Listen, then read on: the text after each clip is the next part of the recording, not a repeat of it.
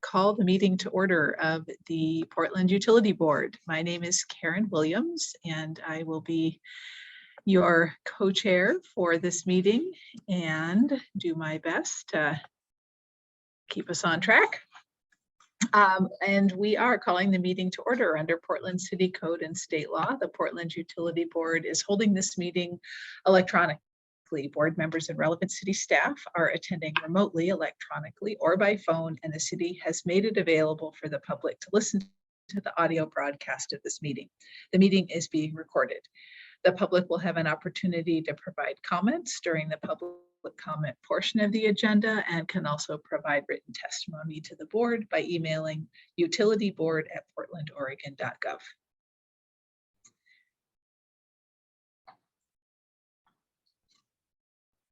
And the Portland Utility Board statement of beliefs, values, and anti-racist principles. PUB believes and acts on anti-racist principles in our meeting spaces and interactions with PUB. While every person has the right to share their personal perspective, we stand against wrongful conduct, particularly any conduct that's targeted toward people that are made vulnerable by systemic inequities. This means stepping up as a community where there's wrongful conduct and fostering a space of learning and growth. And I apologize for the dings. I think that may be because perhaps I am the host or I am co-hosting, and when people join, that makes a kind of distracting ding. I apologize for that. Regarding our anti-racist principles, we put our principles into action by speaking up and speaking out. Each one of us is empowered to maintain the culture of the Portland Utility Board, and we focus on the impacted individual or population, condemning conduct, but not the person.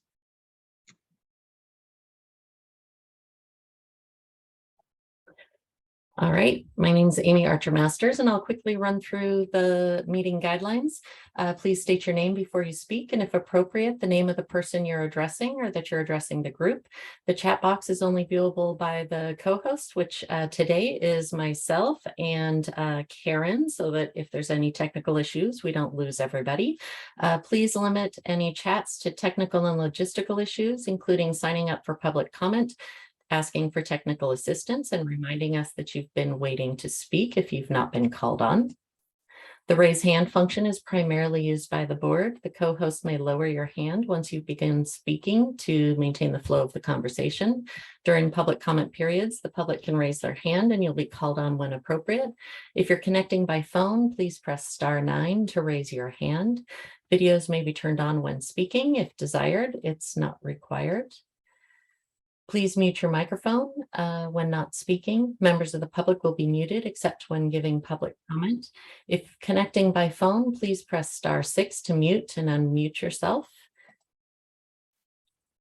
Public comment will be taken during the comment period early in the meeting. Sign up through the chat with PUB staff or raise your hand during the comment period. It's also available just prior to any formal board vote after a motion has been made and seconded by board members. As noted, the meeting is being recorded. I'll pass it back to you, Karen, for the agenda. So thanks, Amy. So after our usual disclosure of communications and let's see, review of minutes. I have lost track if we have minutes. I believe we do. And we are going to return, to a discussion of the bylaws, beliefs, values, and anti-racist principles. And I believe Heather and Lorraine are going to be giving us an update on some work that they have done. And then we will. I apologize. I didn't update the agenda, so this is a mistake. I seem to have the wrong agenda on here from the last meeting. So I apologize. This is not correct. That's okay. I was doing the little bit of the sort of cognitive disconnect. Like, I don't think that was the agenda. No, but maybe I apologize. So I believe we are after public comment and disclosures, I believe we're going to go into about 20, 30 minutes max. We'll see how we do to revisit any final comments or changes on the annual work plan or the, oh, that's a lovely picture, and the annual report. So that's our primary business of the day. And then we are going to have a presentation from the Bureau of Environmental Services with updates on the secondary treatment enhancement project, I believe is what STEP stands for. And then we have a couple announcements at the end of the meeting. I know we had a new opportunity to review the MS4 stormwater plan, BES's stormwater plan, and we have an opportunity to comment on that by the end of the month. So we will try and allow a few minutes at the end of the meeting to discuss how the board wants to approach that. So that's my by memory recollection of, of the agenda. And this might be a good time to just see if there are any disclosure of communications.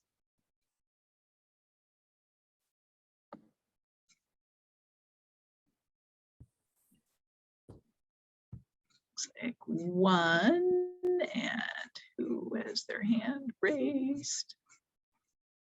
Sorry, I'm fumbling with my controls today. Bob, yes, please go ahead. I think Lorraine had her hand up first, actually. Oh, okay. All right, thanks. Sorry, I missed that. Lorraine, please. Hi, Lorraine here. I just wanted to disclose that I've been invited to be on a panel next week, Monday, for Welcome Week. So I don't know if that falls under communication or disclosures, but I wanted to let you all know that by Civic Life. Oh, thank you. Okay. And I just wanted to disclose that in my Audubon capacity, I've been making the rounds promoting the floodplain resilience plan that the ES had a pretty key role in, trying to make sure that that makes it to the planning commission and then to council and gets a full hearing on the proposed plan, which right now is in jeopardy. So we've been talking with commissioners and members of the planning commission. Thank you, Bob.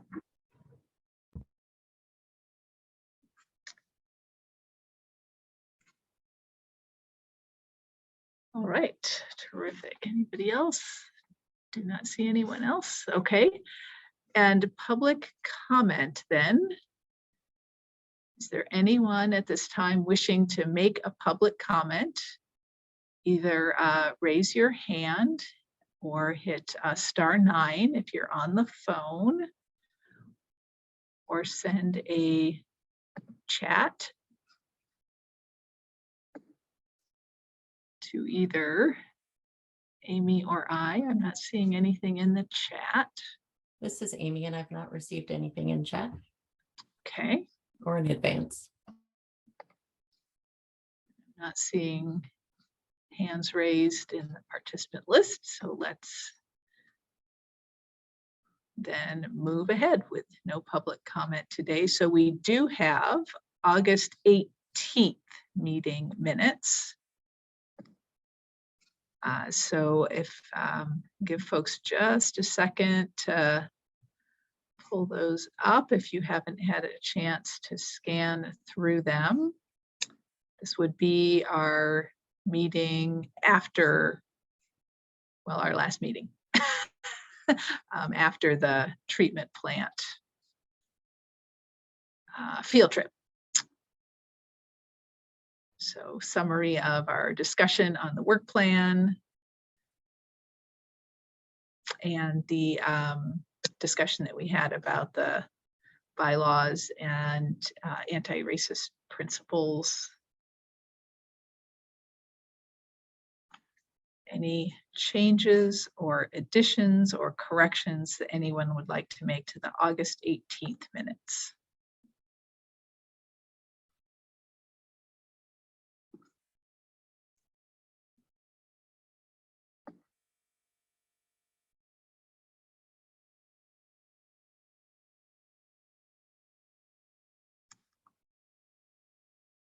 All right, seeing no indication that anyone has anything to change or correct or add to those minutes, they will stand as a record of our August 18th meeting. All right, so let us turn our attention back to where we, when we last left our heroes, we were going over the annual report and the work plan for next year. And Amy did a Herculean job of incorporating all the comments and input that you all had sent ahead of the previous meeting, as well as what was reflected in the discussion that we had a few weeks ago on August 18th. So I think Amy is going to pull up the work plan for sharing, give us a visual cue to see if there are any other changes or additions that you all would like to make to the plan. We're going to try not to walk through stuff that we already talked about. But I do hope folks had a chance to look through and see if the changes that they had recommended were incorporated to your satisfaction. And if there's anything in particular you'd like to highlight, Amy, that you had a question about, you know, if you were concerned that you may not have maybe captured something that was a little bit more complicated. I didn't have any questions. I actually reached out when I did have a question. So I think I resolved any issues. So I think I removed any sort of highlights because everything that had been highlighted before was just changed as it was highlighted in the prior document, and those were provided in the minutes. So the minutes version has the highlights, which I could also pull up if that would prove helpful. You know, you can see that, you know, the change, you know, that are just integrated that were previously highlighted. So where it said addressed, now it says considered. Some of the changes that were recommended, like adding advanced metering infrastructure, is just integrated. So those, you know, I don't know if we want to just scroll through, or if anybody has specific sections that they want us to just jump to. It might be easier to just jump to any sections where people have specific questions, or if there were areas where they had additional edits or recommendations. Because I didn't have any outstanding issues. I felt that most of the recommendations that were on the table were pretty easy to integrate without any sort of challenges. They were pretty straightforward with the way that the board left it after the last meeting. Okay, it looks fantastic.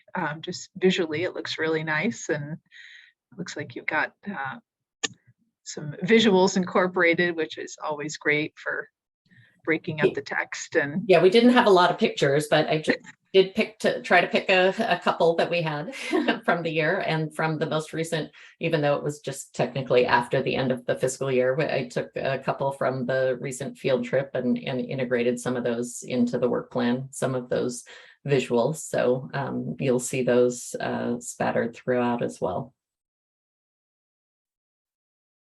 Tom. Okay, so, yeah. Oh, okay. Yeah, I like the idea.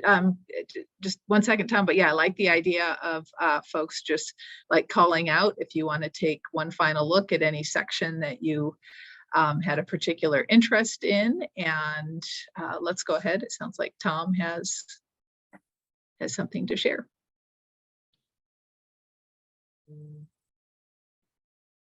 You there, Tom? I am. I'm sorry. I moved my. Anyway, I'm not going to take time to explain it. I just have three things. One real quick one is if we could add a reference to the BES rate study in the executive summary. We pretty much mention everything, and we do have the rate study in the table, table 1, or is that table 1? Yeah, table 1. But I think it would fit with being more consistent if it was also mentioned in the executive summary with the other items. And it would be as simple as just adding right after the Superfund site and BES rate study, something like that, to just have it up there for those people who look at this and only read the executive summary. The other 2 items I have is, I don't actually have something specific, except I wanted to bring this up because it does relate to 2 of our items. And one of the items is the trees. And we got a presentation by BES, and there was a discussion about BES and parks. And there was a recent, so my point about that is I don't have something specific to say that we would change in this report, but I just wanted to kind of make a note that the tree issue is not done as far as we've been informed. It kind of sounds like it is by our report, and it was relative to where we were then. But this article from OPB about what's going on between BES and parks, it sounds like it's still not resolved. So that article, if you're interested, I don't have a link at the moment, but maybe I can find one and give it to Amy. So there's an article about trees and that issue that came up. And then the other article relates to our concern and the way we look at our frames in the frame of equity, and actually what another word that we may not even use, but it would be employee, what relates to the work that Teresa and Karen did. Remember that work that's still ongoing, and we still want to keep on that. So there's been an assessment out at the sewage treatment plant, and it appears that there are a number of people who are not feeling too good. I don't know how to describe it, but there's an article about it. And anyway, so that's another item that I think we didn't specifically address. So I don't know if Amy ever got notification from BES that the assessment had been done and that we got it, and maybe I just totally forgot, but I don't remember seeing it. But anyway, it's something for us to kind of look at in terms of equity and how we're concerned about BES, both Bureau's employees and getting back to work. And in this case, it looks like they've been working there because they have to. It's a physical job that they have to be at the plant to do. So anyway, those are the 3 items that I have. Thanks a lot. So Tom, can I ask about your second and third items there? I mean, I'm hearing you say there's nothing in particular that you would change in the report, and those 2 items are ongoing in our work plan for next year. I mean, we know that we have more work to do on both of those items. So I'm a little bit unclear on what you're recommending exactly. Oh, that's right. We do have it as an ongoing thing. So that's basically what I was saying, is that I was trying to say we're really not done with these issues. We've reached a certain point, and it's reported as of 21-22, but now we're in 22-23, and it looks like there's more for us to do. So I guess I'm repeating what we already have in the work plan. Okay. So thanks for bearing with me, everybody. Sure. No, yeah, definitely 2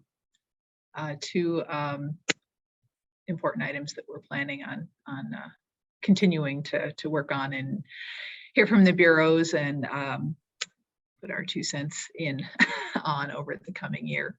And Yeah. we can come back to that, but just very briefly, the third item that you mentioned, Tom, BES did make us aware of that assessment, and the work team that was working on the mid-pandemic report was made aware of that and did share that with the rest of PUB as well. So we shared the news item and the assessment report out, but it was in the midst of a lot of other emails as well. So, but it is on the list of follow-up items. So I think there will be more follow-up regarding that specific item. So, but it is on the list. Okay, well then maybe my comments are more of a heads up for the new members who are coming in to the board. Thank you. Okay. Yeah, fair. Okay. Anything else? Is there another hand raised there? Was that Tom? Yeah, Robin. Yeah, Robin, please go ahead. Yeah, I just wanted, I was looking over everything, and the only thing that I'm not sure if I missed it or if it just if it's missing, but I was just thinking about public comment and kind of having us as a like in this report, either review the popularity of that, like the topics mentioned by specifically in that section, as a way to recognize the importance of that. And I had breezed through it. I wasn't sure if we had mentioned it, but I thought it might be important to bring attention to that part of our meeting, because we do have that each time. So Robin, what you're getting at is incorporating more, let's see, a new or a more thoughtful or more intentional practice around how we review public comments that have been made in the past, and kind of taking stock of that. Is that what you're getting at? I do like that idea. That kind of comes from where I was throwing out the idea. I just want to, it's mostly that I want to recognize the fact that we have public comment at the start of each meeting. We often have at least a speaker or two, and there are normally ongoing topics that they mention. And just, I think that other pub members have mentioned how, like, wanting to be more responsive to public commenting. And I think that by maybe having a specific section that says this many public commenters came in the past year, these were the main topics that they discussed, we can at least acknowledge that, and then, yeah, like you said, kind of work from it and see how we can be more responsive to public comments. And would you recommend, I'm trying to think of like how that recommendation fits in our kind of the framing of our work plan. I mean, if we're sort of forward looking and wanting to be more intentional about that, I mean, it's, you know, it's not exactly a standalone topic where we can say, okay, we're going to continue our work on this, or we're going to explore this, but it's more of kind of a process. What I'm hearing you describe is a little bit more of like a process improvement. So I wonder, does that maybe kind of doesn't exactly fit in the section on kind of the trust building and the better communication between, yeah. There is this operational section where it talks about pub meetings and like the number of meetings and administrative review committees, and it talks about more the operations of what took place. So it wouldn't be the right place to talk about like the types of topics that were addressed, but you could talk about the numbers, the operations of comments. But what I hear Robin saying is maybe more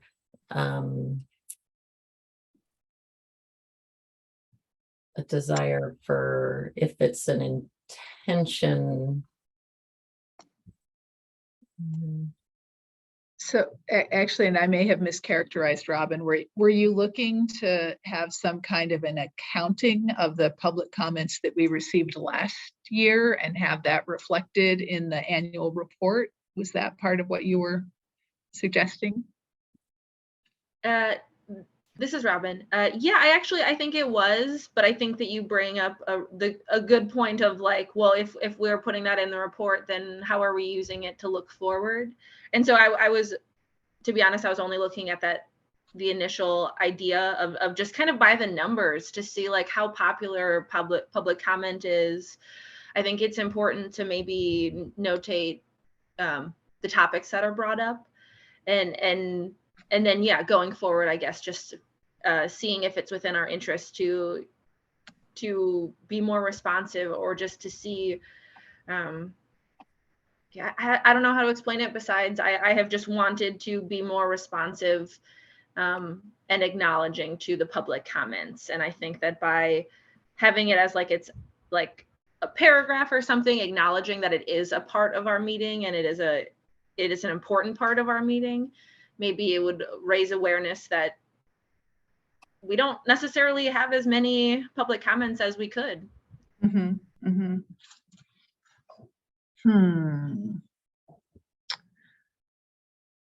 Well, in that case, it seems like it wouldn't be, I'm just trying to, I'm thinking and talking at the same time, which is usually kind of dangerous. But back to that section that Amy, in the report, the section that Amy was highlighting a few minutes ago about the sort of operational aspects in the pub meetings. I mean, it would, I mean, let's see. So the records are there, you know, in the minutes and in the recordings for that matter, who commented and on what topic they commented.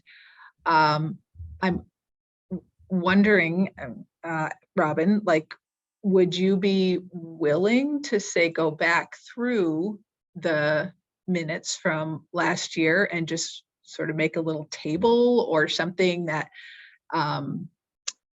either lists out, you know, we received X number of public comments on these topics, or something that you could work on and maybe send to Amy to incorporate into that section of the report?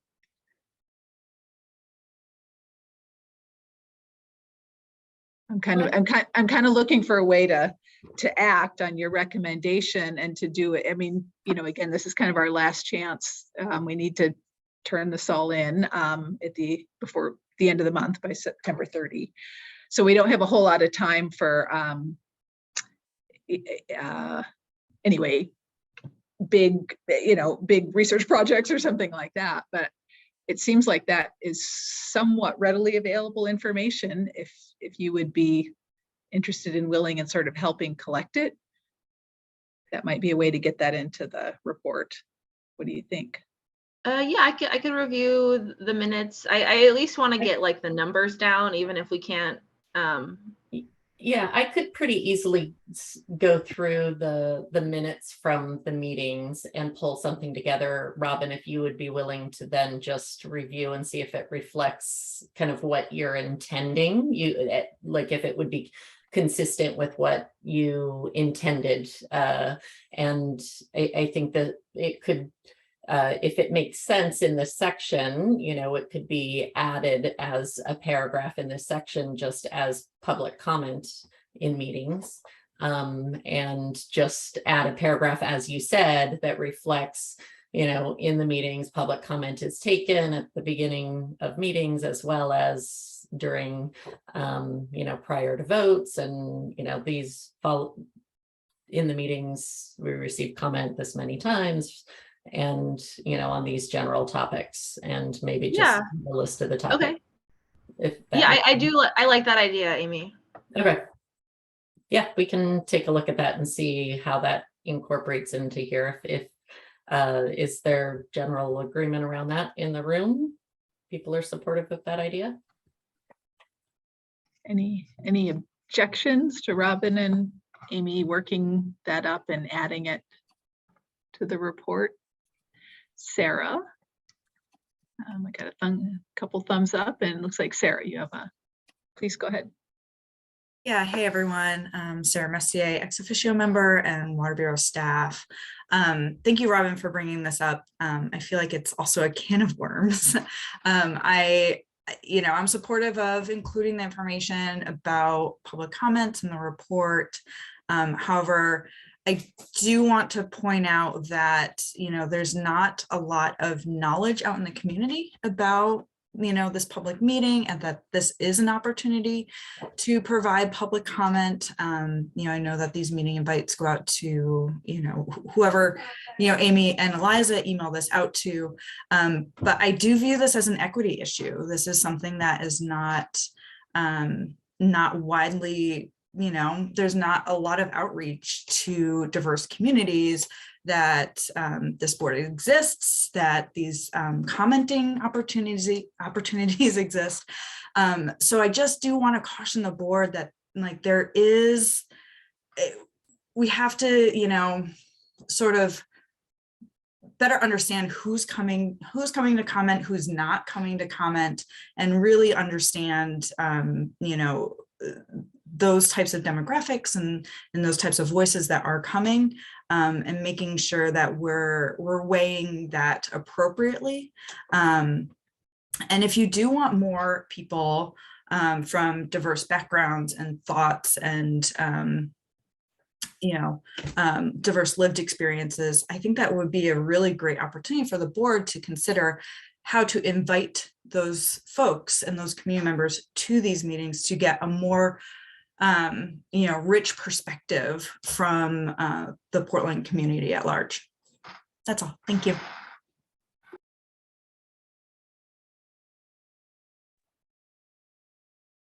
Thank you, Sarah. Tom, you have something to say on this topic? Yes, thank you. I just want to say I've always been disappointed that we don't have more public input at the meetings. And one of the things that I do since I've been on the board is I actually have gone to my neighbors.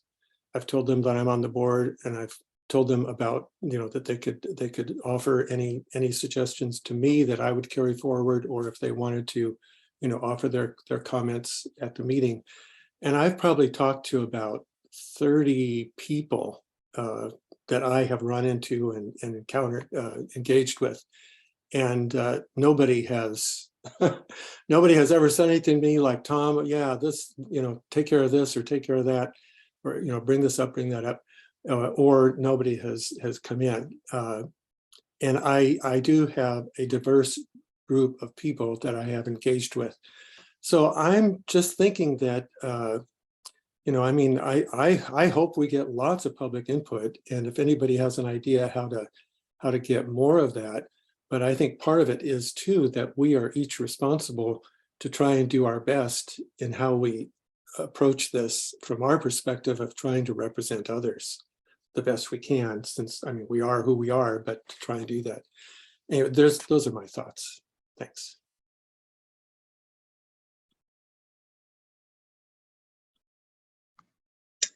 All right, great points all. So I think we have a bit of a plan for, not to say that this is the be all and the end all of where we move and change and adapt and try to improve in this area. But at least it sounds like we have pretty good buy-in, or not objections anyway, to at least incorporate a short just summary of public comments and topical areas received.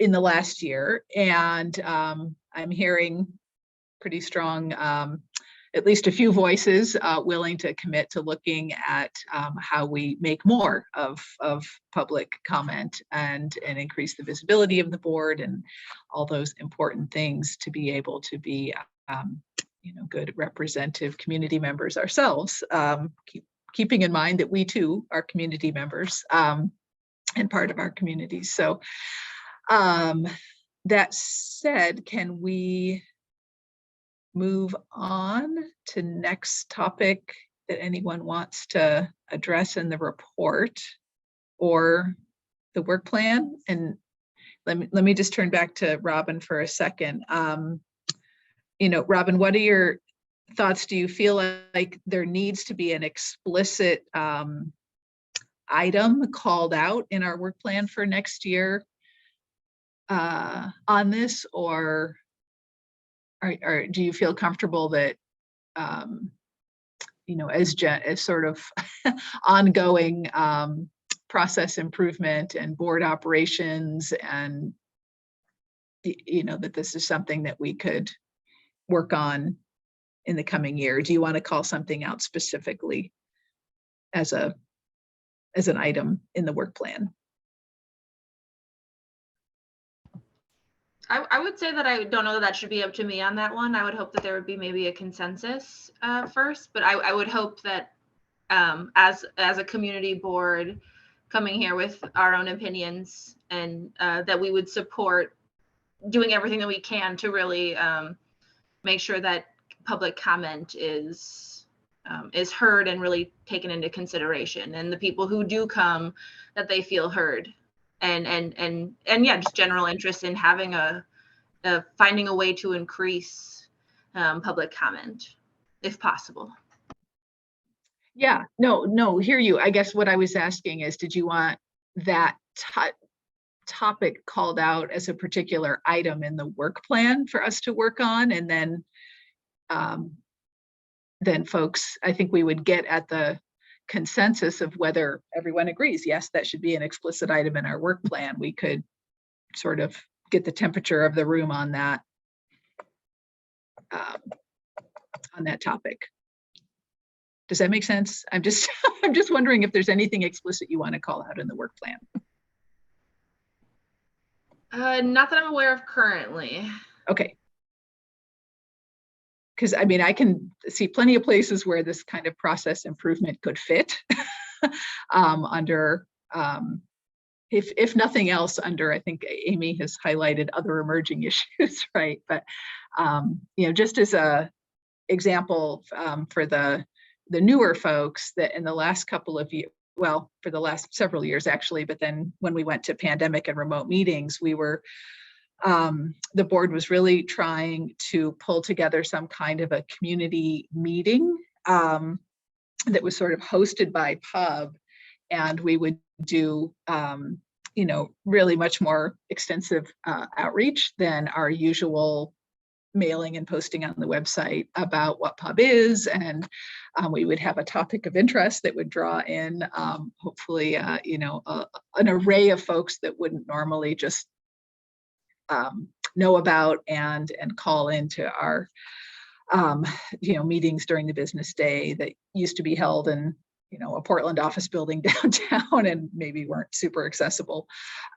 So that was something that board members in the last several years really wanted to pull something like that together. And we ended up, after some attempts to do that, and just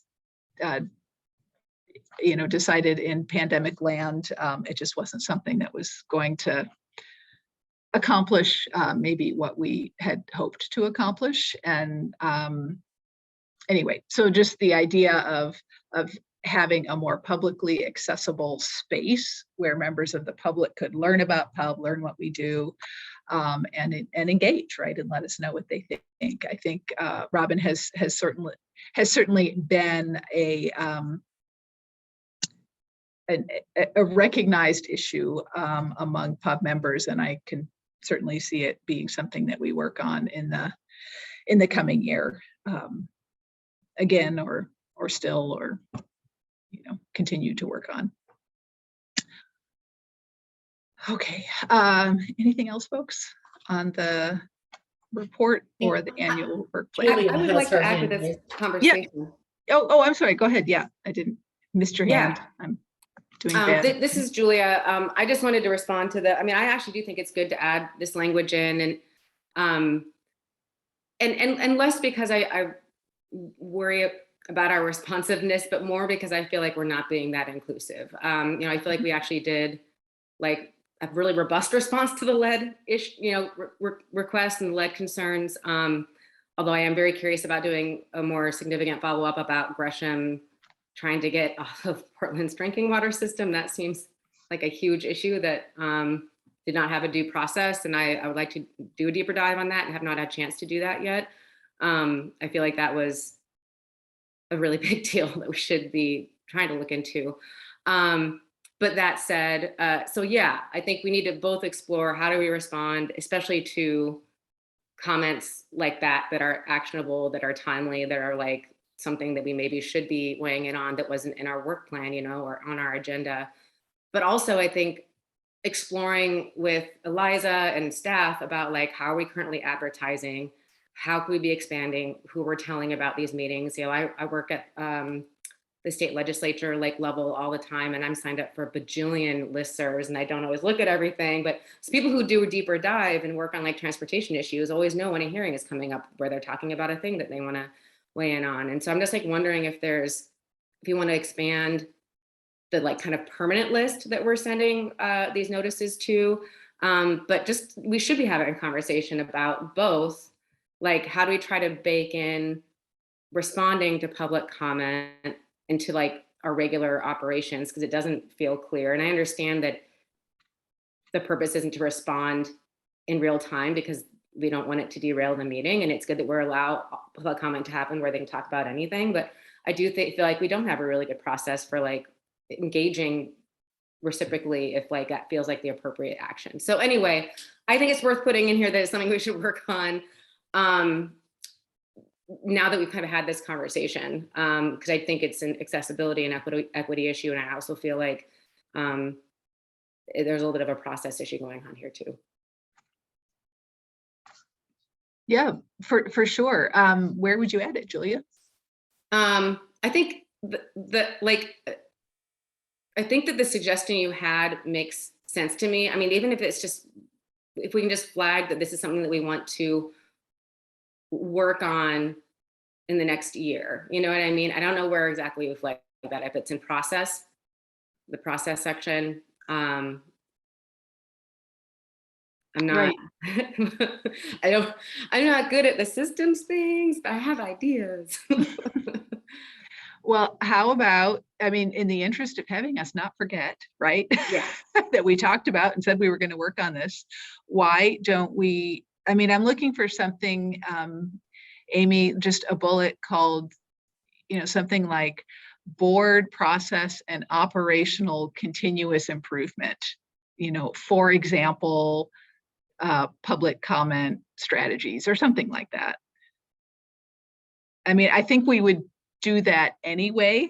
Can you repeat what you just said? Board process And operational. Of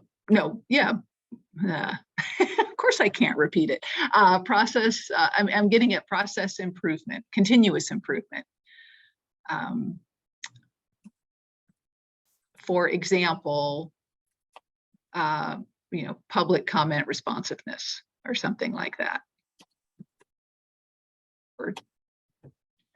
I mean, I want to be sensitive to Julia's point too, that I don't want to imply that we haven't been responsive.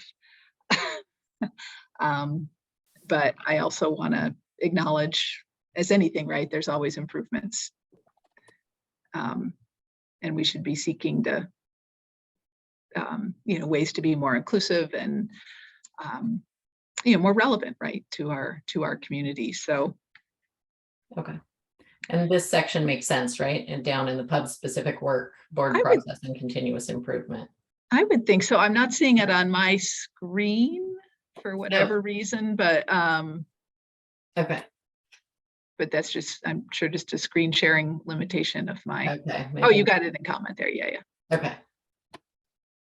Super. All right. Well, thanks everybody for talking through that. And do we have general support for adding that under our pub specific work? No objections to including that, and look forward to working with you all on that. I see several thumbs up. Yep. Lorraine, has your hand raised? Lorraine? Yes, it's raised for two reasons. One is at the last meeting, I think myself and another pub member were supposed to meet to discuss it. And being a new member, I just need to understand how that logistically comes about. Are we supposed to reach out to each other, or is staff going to make that commitment because we didn't get to do it? And so that's a sideline for me to understand better that, when I make a commitment, how it's realized. And I probably need to be proactive about it. So I'm just putting it out there that I'm treading lightly because I'm new and I need to understand that process. And then the other, just a minor comment about the fact about what does outreach look like. And I don't know how much communities know about Pub One and the role that Pub has played in the past. So I think it, as you say, it has to be a long-term project. It has to be intentional. And when I say intentional, it's that we need to be out there and I probably have more ideas about it, about how we do it in reaching out to communities who have not been involved, by being able to create a narrative that is simple and communicates what it is Pub will do for the community instead of what it is Pub is. Because for members who have never been involved in government for many reasons, and it's distrustful to government, just saying, oh, we have this Pub, come, come take part in it.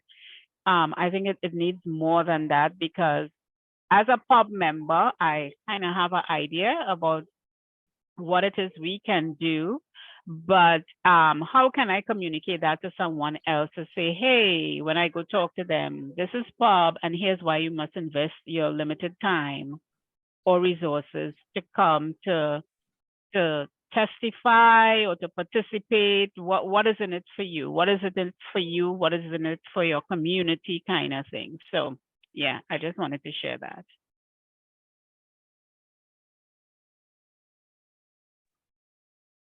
Thank you, Lorraine. Thank you, great points. Can we circle back at the end, Lorraine, for your question on how a couple of Pub members get together? Sure. And let's make sure and revisit that before we wrap up today, so everybody's clear. No problem. Yeah. Okay. Great thoughts there on public engagement. Thanks, everyone. Going once, going twice. Last call for any changes or additions to the work plan or the annual report.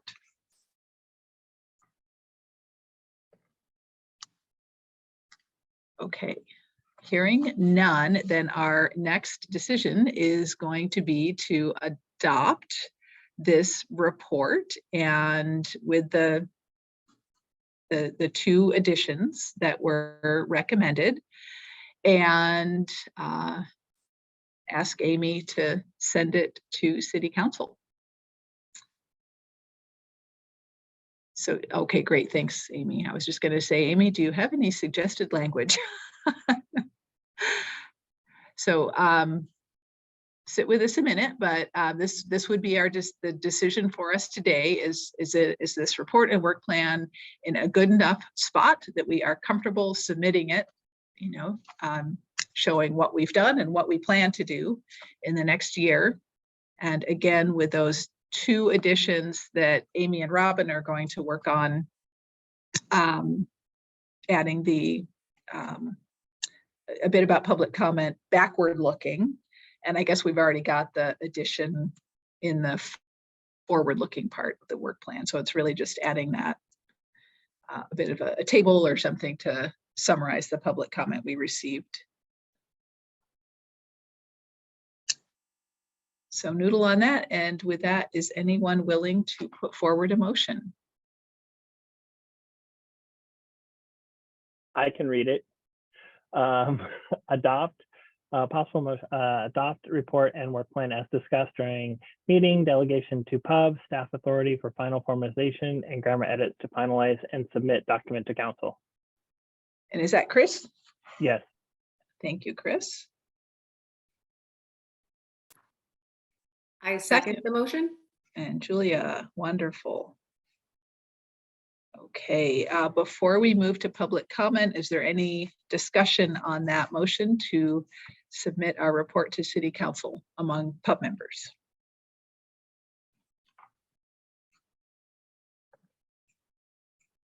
Seeing no hands, is there any public comment?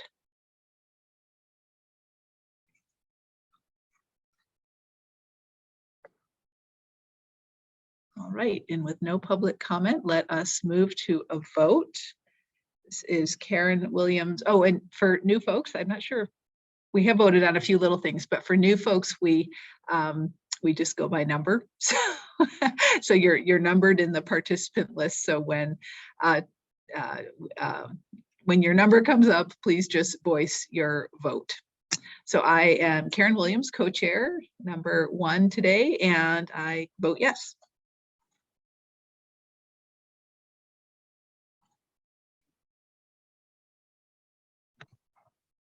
Hi, it's Heather Day Melgar, number 2. I vote yes. Number 3, Christopher Richard, voting member. I vote yes. This is Robin Castro, voting member. I vote yes.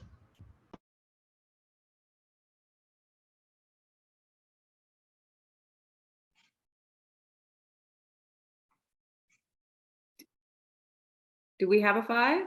We do have, Lorraine is up. Oh.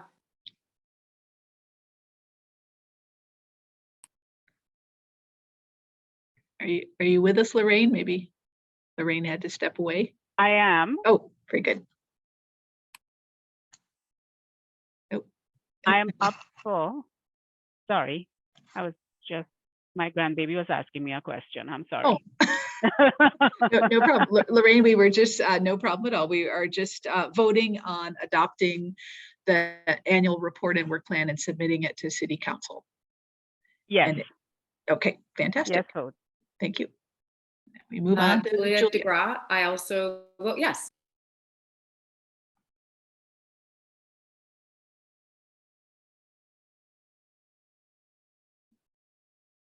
Are you there, Bob? I saw a thumbs up. We like to have a. Sorry, voice of- the okay, it was on. My apologies. Yes, I vote yes. thanks. Number 8, Teresa Huang, I vote yes. This is Tom Lipton, voting member. I vote yes. And this is Alexis Rafe, and I vote yes. This is Gail Turn, voting member. I vote yes. Wonderful. Yay. Thank you, everyone. All right. So Amy, thanks a million for putting us in a position to be able to approve that report. And thanks for all your work pulling it together. And we're proud to submit it to City Council. Thanks for making that happen for us. All right. Our Bureau of Environmental Services colleagues, we are looking forward to hearing your updates, and I won't take any more time because I know we're behind schedule. So please share with us what you'd like to have us know.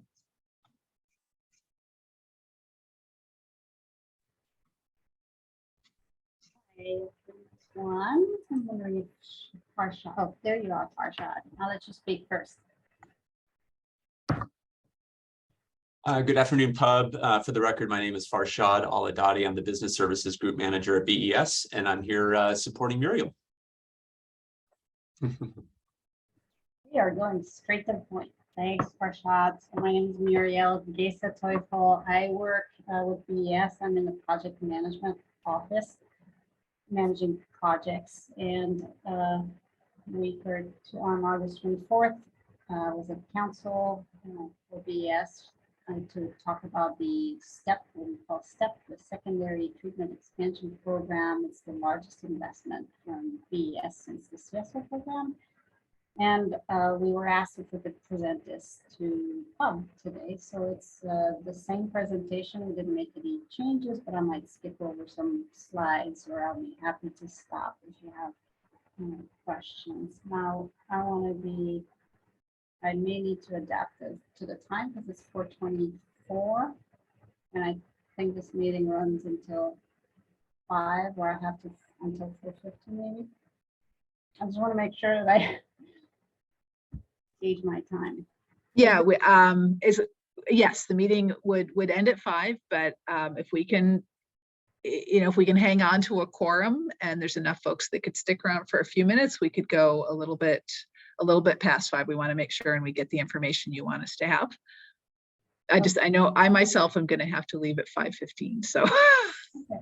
Yeah, I mean, I can adapt. I just want to make sure. Because I mean, it was a 45-minute or a 30-minute presentation. I just want to make sure that we're not going too fast or touching the points that you want to. So I will share my screen.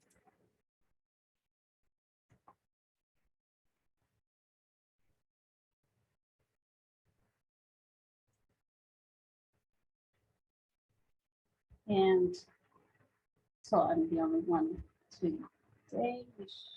I'm trying to get presentation mode.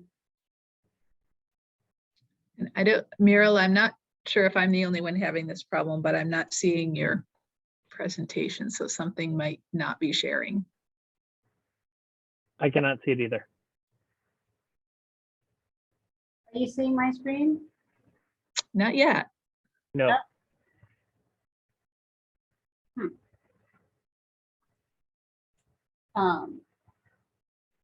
Amy, does Muriel maybe need to send you the presentation as the host so that way you can show it to all of us? Yeah, I can share. I have it ready, Muriel. So do you want me to just share it from here? Well, let me give it one more try. I mean, it's showing I'm sharing here, so I'll give it one more try.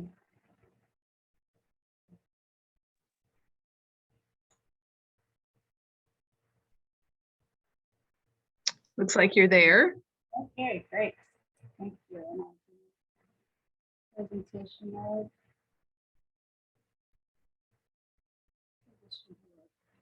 So, while the presentation follows, I'll just skip ahead. So when we went to council, it was to authorize a construction contract, the continuation of the construction contract. And so it's again, it's important work on the Columbia Boulevard wastewater treatment plant. It is driven by regulatory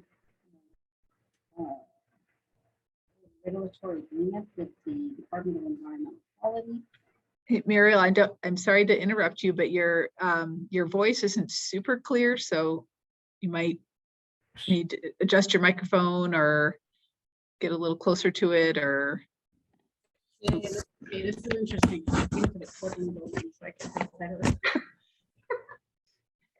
And just FYI, we're now seeing your presentation mode. Better. So we got a couple technical things going on. Your voice was a little bit better, and we're now seeing the presentation mode. There we go. Okay, so slides are great. Now say something. Okay. So you're seeing the presentation now? Yes, we are. And we're hearing you. Just make sure to stay close to your mic so we can hear what you've got to say. Okay, I will do that. So the work has gone to council a couple of times. It is currently ongoing. So on the photo you see is taken a couple of weeks ago. It's a heavy construction site right now, and this authorization was for the second phase of the project. So in that presentation, I will touch on what was done to date, and why it's a little bit of the background again, like why we're doing this, what was authorized to date, what is being authorized currently, and also some of how we're leveraging what we're doing on this project, including the community benefits agreement through construction. So we had gone to council 5 times on this item, all the way back to 2017, which was when we requested authority to be exempt from low bid construction. So that really allowed us to move into an alternative delivery contract to mitigate risks and mainly get schedule certainty, which we've achieved to date, but also to allow us to implement this community benefits agreement and really mitigate safety risks and operational risks for the treatment plant, because we're doing construction in an operating plant. Last time we had gone to council was in October 2020, and at that point, we went for authorizing 80 million of what we called the preparation, the site preparation work to move into the second phase of construction. So that first 80 million was for that. And at that point, we also had a 30% estimate for the rest of the work. And at that point, we thought it was about 301 million at a 30% design level completion. So to back up a little bit, because the treatment plant, and a lot of you came actually to the treatment plant, which I really appreciate, but often the treatment plant is out of sight, out of mind. But it is really an essential core service for our residents and businesses and our visitors. We rely on it every single day. And it needs to operate 24 hours a day, 7 days a week. And that is regardless if it rains, if there are fires, if there's COVID, if there's snow and ice, it always needs to operate and stay operating. So the treatment plant was built in 1952. That's a picture on the slide. And usually the big investments in the treatment plant follow regulatory development. So 1952 was the first edition of the Clean Water Act. 1972 is what we are more familiar. That's when the name change to the Clean Water Act happened. And 1972 is really when that last major expansion of the treatment plant happened, and it was to add this secondary treatment. And when we talk about secondary treatment, it's when we start adding a process that uses microbiology to treat the contaminants. So you're not just settling and separating solids out of the wastewater, but you're also using the biology to reduce the contaminants before you disinfect and discharge to the water body. In our case, we're discharging to the Columbia. So after that last expansion in the 70s, in the 90s, really the big regulatory focus was on combined sewage overflows, especially in Portland. That's when a lot of our attention was on these sanitary sewage overflows to the Willamette River, to the Columbia Slough, and all of the focus was put on that so that we put the big pipes. This is the picture of the inside of the big pipes, one of the big pipes. So we have one on the east side and one on the west side. And what happens then is that all the sanitary, so the combined system is really stormwater and sanitary coming together, and they come together to the treatment plant. So in 2011, right after we completed those big pipes, is really when that regulatory shift went back to the treatment plant to say, okay, how are you treating this water now? And we entered into a regulatory agreement with the Oregon Department of Environmental Quality, and it had 9 steps or 9 compliance schedule elements that we had to meet. And we've met every single one of them through that. The last step being, unintended, the last step being the completion of these new facilities, which is the purpose of this program. And that's by December 31st, 2024. So far, again, we've met all these milestones and we plan on meeting this milestone.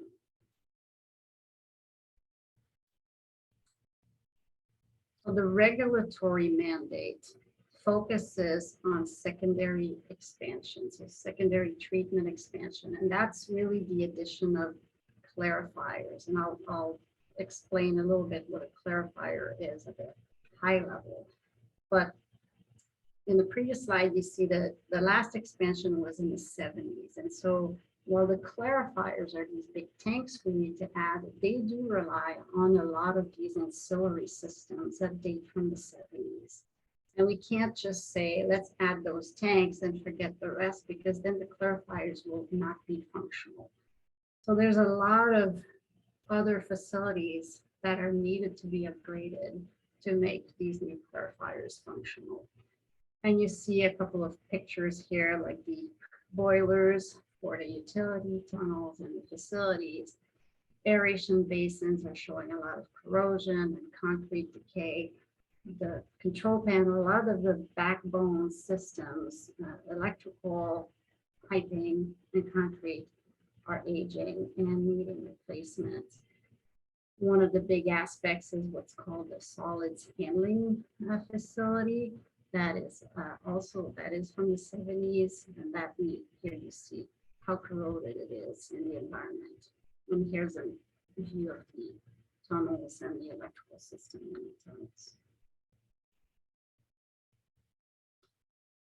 So this shows the areas touched by STEP, and again, it's mostly, well, it's pretty much all facilities from the 70s. So phase 1 was really about getting ready for phase 2. That's the advantage of having an alternative delivery project, so you can really, you have more flexibility in how you progress from design to construction. So you can have a first phase of design, that then it moves into construction. At the same time, you're continuing the design on that phase 2, and then we'll move later to construction. So a lot of it was about demolition, ground improvement for seismic resiliency. We're adding a lot of resiliency to what we're making these new facilities seismically resilient. And also some new big electrical equipment, and that adds operational resiliency to the plant.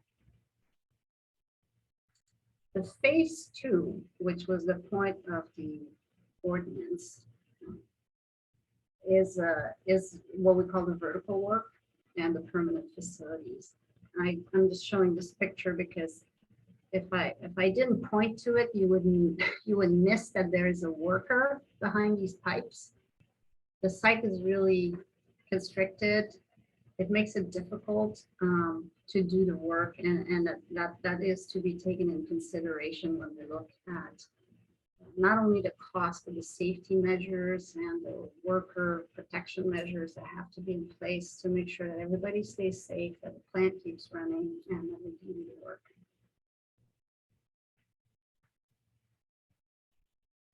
So at the end of the day, we will get brand new clarifiers, and they'll be the largest clarifiers in Oregon.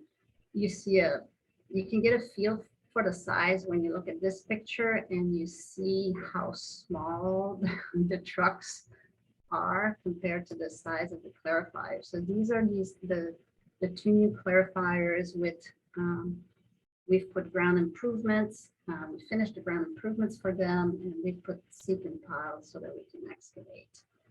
But those will be much bigger and much deeper than the existing clarifiers, which means a better performance. And those will be the first tanks that are seismically resilient.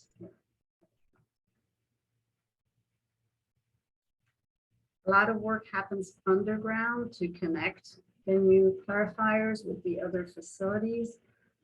And to the left, you see a picture of the utility tunnels. What we're doing also as part of this work is removing key electrical equipment that's pretty old and moving it above grade so that it's not at risk of flooding anymore, which is something that has happened in Seattle and took the plant out for an extended period of time, at which point damages to water quality are significant. We're taking the large part, not all of the electrical equipment, but large electrical equipment in the tunnels, removing it above grade. We're also adding a lot of structural supports, that those supports are seismically resilient for the new pipes and new equipment. A big part of the improvement is the new solids handling facility. And if I back up a little bit for the secondary clarifiers, so I apologize, I said I would explain what it is a little bit, so I'll just show you these tanks. So these are secondary clarifiers, and they're essentially just big circular tanks. And what happens is that ahead of them, you have aeration basins. So those are basins that are mixed and aerated, and that's where the biology does the work. And when you have the biology doing the work, it's kind of a murky looking water. That water is sent to these clarifiers, and it's a quiet space. So you send the murky water in those clarifiers, and essentially it allows that water to settle. The biomass settles at the bottom, and the top layer is the clarified water, and that clarified water goes to disinfection and discharge. What's collected at the bottom is the biomass, the probably active biomass, and that is the solids portion. That needs to go to a different treatment process, and that's the solids handling facility. So solids handling facility has a lot of stuff going on, but the one we have dates from the 70s, and it's a big building. And from a sustainability standpoint, you know, building envelope efficiency is very different today than it was in the 70s. So just from that, we're going to gain a lot from this new facility. But then also the equipment that we put in it is today's equipment, not 1970s equipment, and much more efficient in essentially squeezing the solids so that they don't have a lot of water, and then we can send them off for biosolids application, for land application. So there'll be a 25% reduction from hauling biosolids, which will reduce truck emissions and operating costs from that operation. We did receive good energy efficiency incentives from Energy Trust on that particular building. A couple of nice features to this facility. And also a big benefit is provide a much better space for our workers. To give you an appreciation for that, the inside of that building, that's a section view of the building. So it's a very heavy industrial type facility. And if you're curious about these toothpicks at the bottom, those are the seismic. This is part of the seismic improvements. They're called micropiles, and they're just there to keep the buildings or to minimize lateral spread. And so in the case of a major earthquake. Another part of the project is we demolished a lot of facilities to make room for the clarifiers, and to the left you see pictures of what was there before. This one was a building for a group of workers, a certain group of workers at the plant. And so right now they're working off temporary facilities, and we will give them a new workspace with a shop and some office space. And then the big structure in the back has been demolished, deconstructed actually. A lot of it has been recycled. So at the end of STEP, the most visible changes from above grade will be in these areas. This is the new solids handling facility, the new clarifiers, so they will be low profile from the public trail. This is the new building for the special operations group. This is a storage facility, and here in the back is more of an electrical substation. And then we have all these improvements below grade.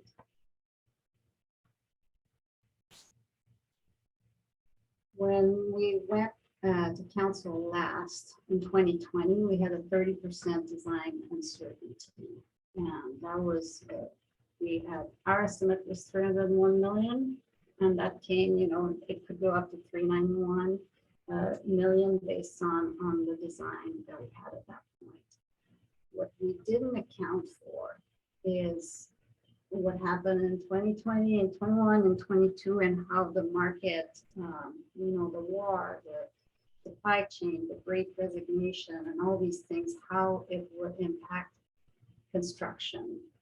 And consumer inflation has been about 14%, but construction industry inflation, which is looking at very particular items, has been on average 64%.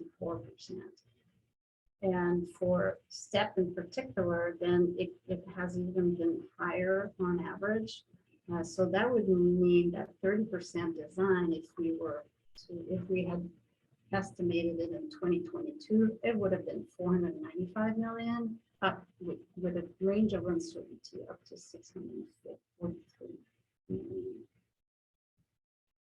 So what we have done between the 30% and 100%, and while we were in council 2 weeks ago, was we really reduced the uncertainty because now we have 100% design, and we've been able to get actual market pricing, so bids from subcontractors, supplier bids, and we were able to narrow that uncertainty with an estimate of 493 million. And there's still remaining uncertainty because the project, it's like remodeling your kitchen. You know, you think you have a price, but once you open the wall, there's something else behind that you hadn't accounted for. So we need to have a little bit of room to address these things, especially now.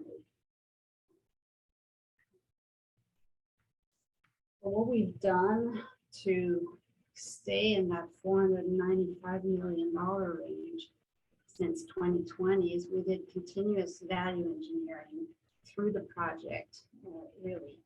And we found about $111 million in savings, and it ranged from relatively small items like equipment, you know, changing the type of piping or piping material change, but we were also more creative in finding a partnership with the Port of Portland so that they could take our excavated spoils.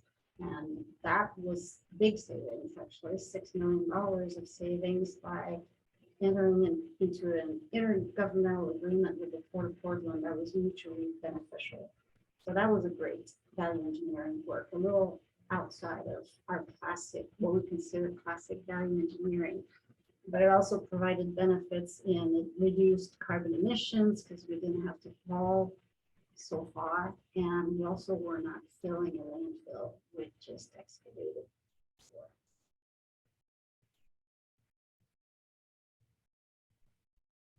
Something that Bob might be interested in is the community benefits agreement.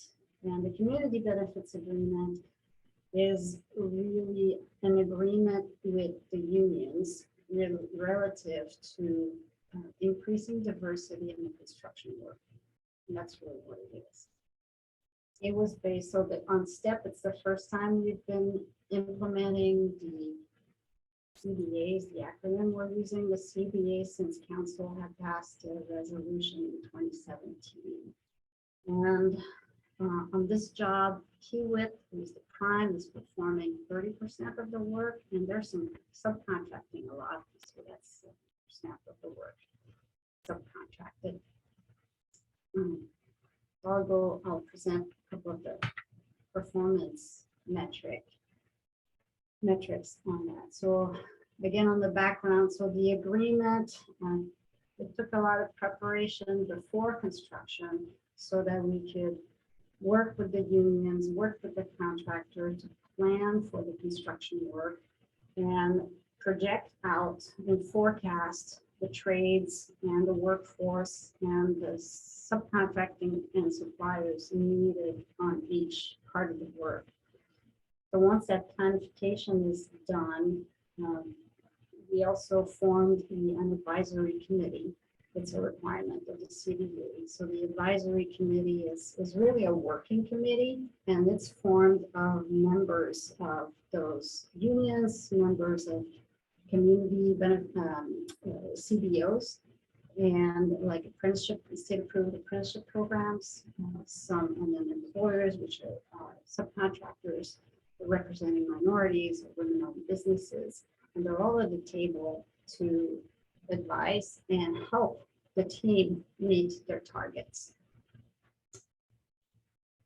So this is the picture you see here is the dashboard that Kiewit is using to track every day.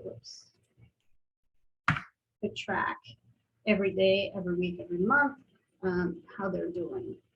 So that there's a team assigned for that. So to focus a little bit on the minority workforce, the goals are exceeded. So this is for the past work. So the idea is to show, here's the performance we've done on that $80 million of work. And here's the plan for how we're going to meet the total $500 million of work. And we're going to implement the same process to meet the goals. And what's been really satisfying is that we've been able to meet the goals and exceed the goals. So here we're exceeding all the goals, which the goals are shown with this. I don't know if you see it well, but the goals are here. So we're exceeding a lot, except for apprenticeship. And apprenticeship, you're never going to exceed that much because you don't want to have the job run by apprentices. You really never want to be much above 20%. So we're always going to be close to that 20%. But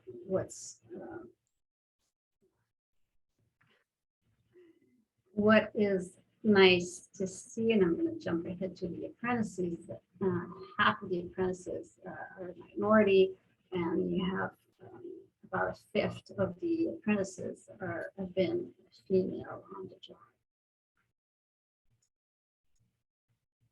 That's for a lot of hours, 143,000 hours to date on the job. There's some more data on the ethnicity of the apprentices and the workforce on the job. We've also put numbers, sometimes hours don't mean much for people.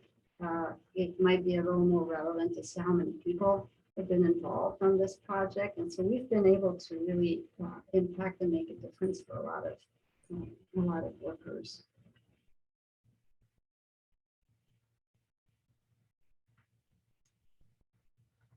And here, so this was workforce. The other piece of the CBA is subcontracting diversity.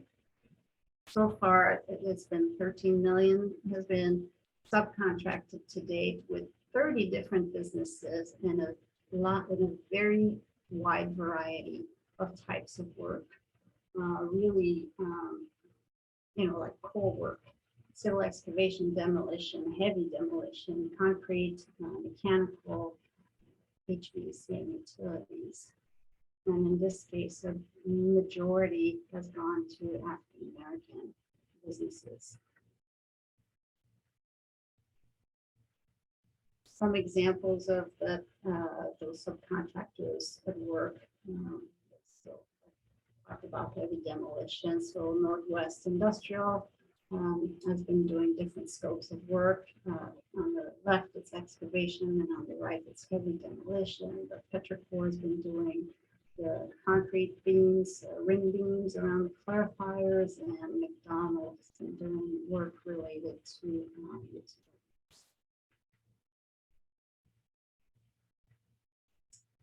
So the forecast is expecting about 750,000 hours. The goal is to really build on the success of phase one. And that means a lot of outreach. And you see some examples. The contractor has been really working closely with the trades, with the unions and the CBOs in the community, and had them come do tours of the facility, get them exposed to the type of work, letting them know what we're going to need next year and the year after so that they can be ready and that we can be successful. And so that work will continue. So the forecast is going to be close to $80 million when STEP is complete. $80 million going to minority, women-owned, disadvantaged businesses in a lot of different scopes of work. And so this is the forecast that's based on bids requested and outreach done. So those are pretty you know, now that we have authority to move forward with the contract, we will start working with these firms to actually put them under contract.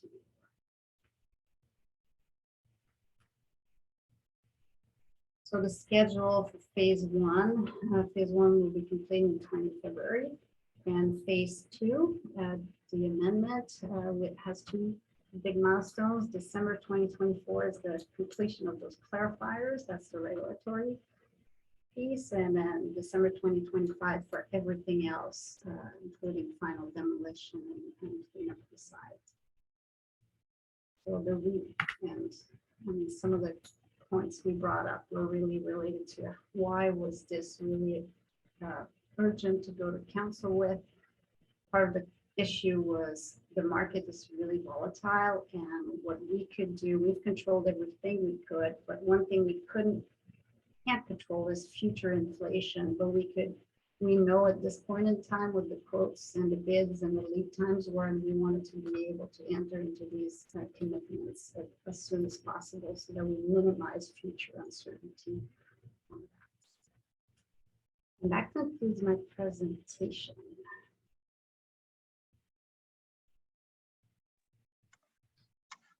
Well, Muriel, that was amazing. That looked like you covered everything.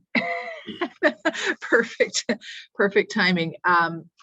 Tom has a question, which I will get to in just a second, Tom, but I want to ask, given the time, Muriel Farshad, are you available to come back to our meeting next Thursday? We meet 11 to 12:30.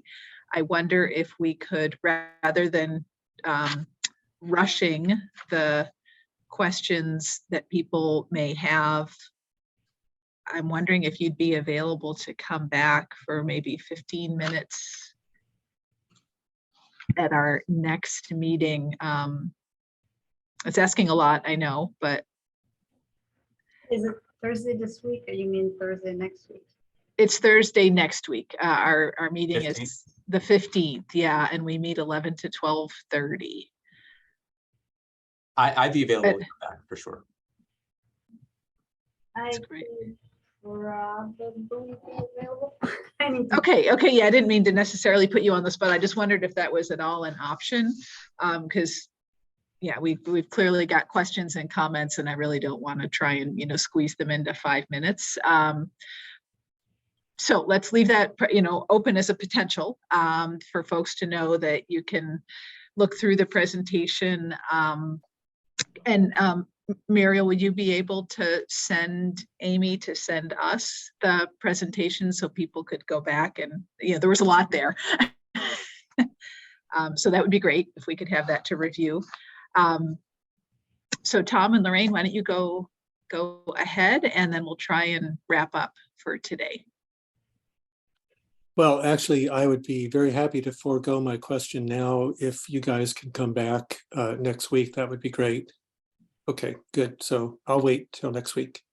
Okay, that's super. Thank you, Tom.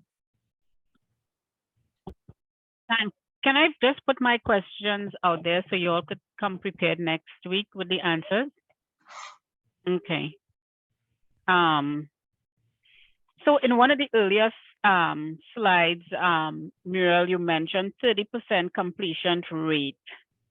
I think it's one of the very first slides. I don't know what that means. So if you could probably explain that at the next meeting. I was curious as to the clarifiers that are being put in. Hold on, baby. I'm asking questions, okay? When the clarifiers are put in, I'm wondering, and how can I explain what it is I'm looking for? When those clarifiers are completed, at what capacity, how, yes, baby, you're leaving? Okay, bye, see ya. When would they reach capacity? How many years we have until they reach capacity? Does that make sense? Yes, I understand. Okay, okay. And how current is the technology that is being put in there? Also, the office space that you mentioned, I want to know what's the planning on that and when would that reach capacity?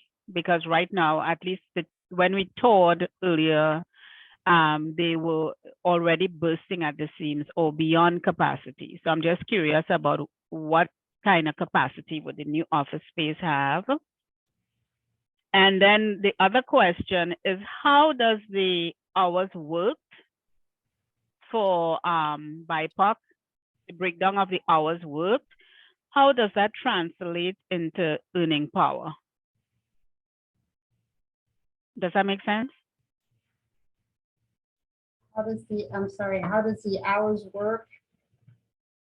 Translate into earning power.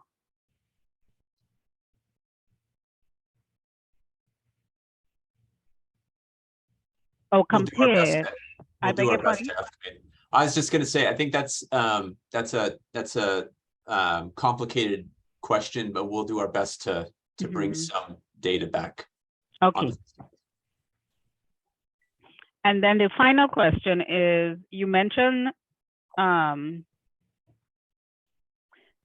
in 2 slides, and I was kind of taking some scrappy notes, that there was a percentage of the total has gone to minority and woman-owned business. And then you said with outreach and other things, it could be as much as 79 million. I am editorializing here or whatever. I am just curious about those 2 numbers. What percentage of the entire pie does that represent?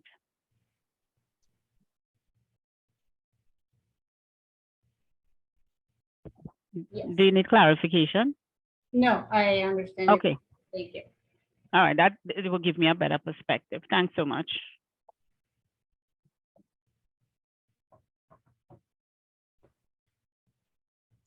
Chris, do you want to get a question out there for Farshad and Muriel to come back with? Well, my question is more like for Amy. Is it possible, rather than us overwhelming Muriel and Farshad at this moment, that maybe we send the questions to Amy and then she can send all the questions to Muriel and Farshad, so that way they have sort of an idea what we want to ask in 2 weeks or a week, rather than us bombarding them next week with guess what I want to know? Yes, yes, Certainly. absolutely. Yeah. That's always a possibility. Mhm. I think everyone would much appreciate that rather than on the spot. Here's my problem. Yes. Great Thank you. suggestion. Thank you. And so Tom, maybe that question that you were holding, why don't you go ahead and send that to Amy? And thank you, Amy, for compiling those. And Muriel and Farshad, again, thank you for the presentation and the comprehensive information. And we look forward to, sounds like at least seeing Farshad next week, and hopefully Muriel, we can get a few more minutes of your time. Great, thank you. So let's try and wrap up here. I know we had a couple announcements. Looking ahead, we always take a look ahead to our next meeting. So we've already decided we're going to spend at least a few minutes of September 15th meeting finishing up this topic and getting some questions answered. And the MS4, the municipal stormwater plan that is out for public comment. I want to turn to Tom, because Tom, you had suggested perhaps if there were folks that were interested in coming up with a pub comment, that we don't really have much time to put that together, and that is true. So I am thinking, Tom, of just asking folks to, as you have interest in the MS4 plan, that Amy sent a link to the plan and the opportunity to comment. Why don't folks that have an interest or would like to see pub make kind of a collective comment? Any of us, I mean, we're all members of the public, so we can all just submit a comment directly. And please feel free to do that if you want to do that on your own. But I would say, like, come to the meeting next week prepared with a pretty concise recommendation on what you think PUB should collectively comment on the MS4 plan, because we'd have to discuss it, come to an agreement next Thursday, because we won't meet again before the close of the public comment period. Tom, is there anything more you want to, any other suggestion for how to approach that? No, that sounds good. And I just want to let everybody know that I am going to do a deep dive into it, because 29 years ago, I was on the team that actually prepared the first MS4 permit stormwater plan for the city when I worked at BES. So I'll take a look. If I have anything that I think would be good to bring to the PUB, I'll do that. And if there's something that we can't get through with the PUB and I feel important to offer the comment, I will do it as an individual if I have anything. But I'll Certainly, mainly look for stuff to bring to PUB if there's anything to bring to PUB. Thanks. Thank you, Tom. Thanks for that work. So looking briefly ahead to October 4th, meeting after next. So I will be away, out of state, out of range. And I am looking for a volunteer that would be willing to facilitate the October 4th meeting. So again, don't have to, call you out right now or call yourself out right now, but be thinking about that. And if you would be interested in that, maybe let us all know by the next meeting, or on the next meeting, and then Amy and I and whoever volunteers to facilitate October 4th meeting, we could get together and plan before I go away for a short time. Let's see, I think that's about it. Are there any other, we got revisions. Hopefully next week, we kind of keep putting this off. We will have some time for folks who were able to go on the STEP tour to reflect on what they saw. Lorraine already called out some, a bunch of great questions, in part based on what we saw on the tour back in July. So hope we can reflect on that at the next meeting.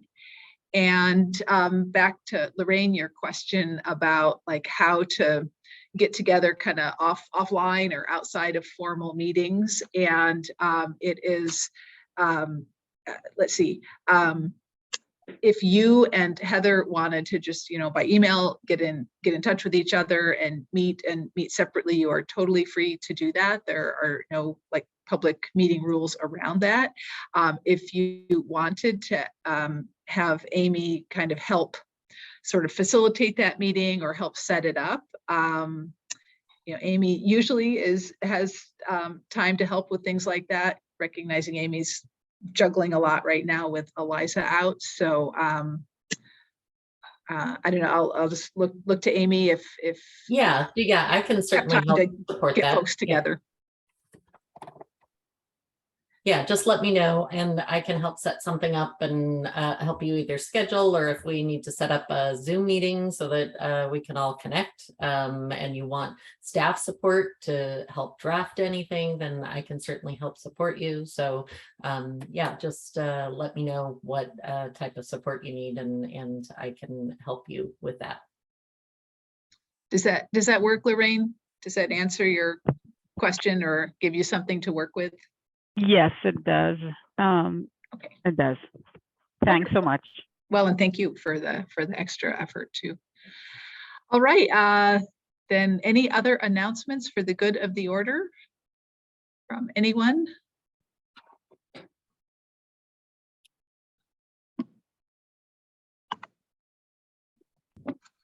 I just wanted to, Lorraine here. The situation in oh gosh, is it Mississippi? I just wanted to mention that because I was paying close attention to it, and on the tour, I remember when we were going on the tour, and the conversations we were having about capacity and all of that. I think what I saw, what I'm reading about in Mississippi now, there are many dynamics to that. One of which is, of course, disinvestment in a predominantly Black city, is that what is the worst case scenario? And so that resonated with me, and I just wanted to share that. Indeed. Thank you. Thank you for taking time to recognize that, Lorraine, and bringing it to our, not so much to our attention, but, you know, bringing it to the public setting for us to just remember what's going on, how important the work is. Kale.